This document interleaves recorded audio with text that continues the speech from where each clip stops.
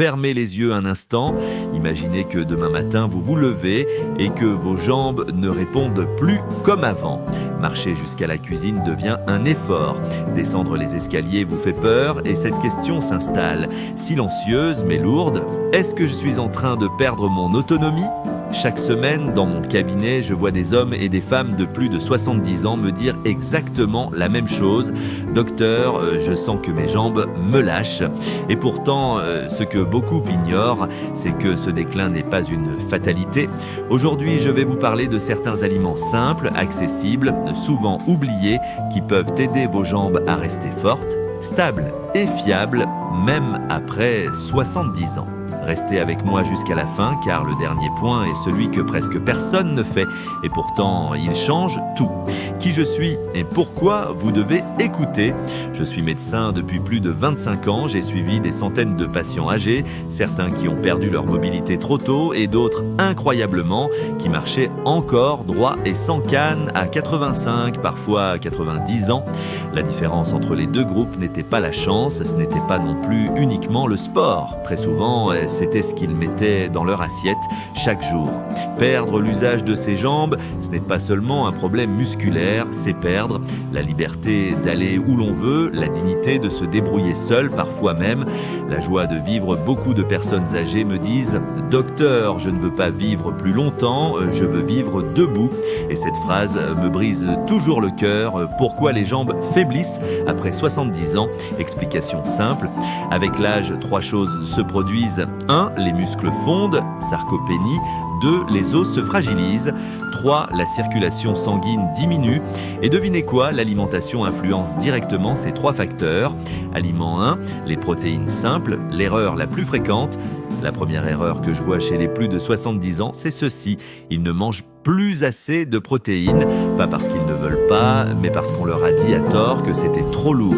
Pourtant, les muscles des jambes ont besoin de protéines pour ne pas fondre. Exemple simple, œufs, poissons, lentilles, yaourt, nature, fromage blanc. Une patiente de 78 ans m'a dit un jour « Docteur, depuis que je mange un œuf le matin, je me sens plus stable. » Ce n'est pas un miracle, c'est de la physiologie. Aliment 2, les légumes verts, les protecteurs silencieux. Les légumes verts sont souvent négligés, pourtant ils sont riches en magnésium, vitamine K, antioxydants. Ces nutriments renforcent les os, améliorent la contraction musculaire, réduisent l'inflammation des articulations. Exemple, épinards, brocolis, haricots, verts, courgettes. Aliment 3, les bons gras qui nourrissent les jambes. Quand la circulation est mauvaise, les jambes deviennent lourdes, faibles, douloureuses. Les oméga 3 présents dans certains aliments améliorent le flux sanguin. Exemple, sardines, maquereaux, noix, huile d'olive.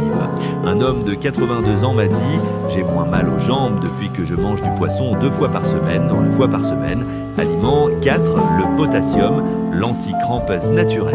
Les crampes nocturnes, la faiblesse soudaine, la sensation de jambes vides. Très souvent, c'est un manque de potassium. Exemple, banane, avocat, pommes de terre, fruits secs, aliment numéro 5. Le haut, l'oubli le plus dangereux. La déshydratation est l'ennemi silencieux des seniors. Elle augmente les chutes, les crampes, la fatigue musculaire. Boire suffisamment, c'est protéger ses jambes. Message émotionnel, ce que je dis à mes patients.